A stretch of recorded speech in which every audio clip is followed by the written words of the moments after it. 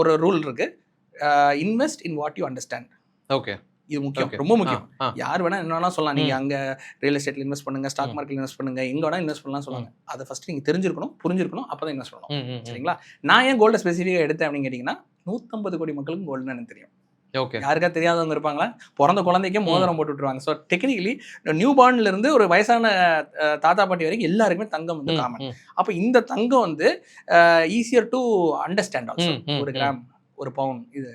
ஆனால் இந்த ஸ்டாக் மார்க்கெட்டில் உள்ள போனீங்கன்னு வச்சுக்கோங்களேன், என்ட்ரி, எக்ஸிட், ஸ்டாப் லாஸ், பிஎன்டி ரேஷியோ, ஏகப்பட்ட விஷயங்கள் இருக்கு. இதை நான் ஃப்ரீயாகவே சொல்லி நான் யூடியூப்ல வீடியோ ஏகப்பட்ட பேர் நல்ல சூப்பரான வீடியோஸ் பண்ணியிருக்காங்க.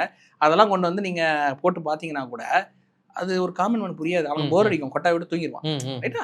ஸோ அப்போ இந்த 4,000 எங்க இன்வெஸ்ட் பண்ணணும்னா, invest in what you understand. Okay, எனக்கு சார் எனக்கு எதுவுமே தெரியாது சார், நான் வந்து ஒரு சும்மா ஒரு ஃபிகரேட்டிவ்லி சொல்றேன், நான் ஒரு முட்டாள் சார், எனக்கு எதுவுமே தெரியாது, ஆனால் நான் வந்து இன்ஃப்ளேஷன்ல என்ன பாதுகாத்துக்கணும் மட்டும் எனக்கு தெரியும்னு நினைச்சீங்கன்னா போய் கோல்டில் போட்டு சும்மா இருங்க.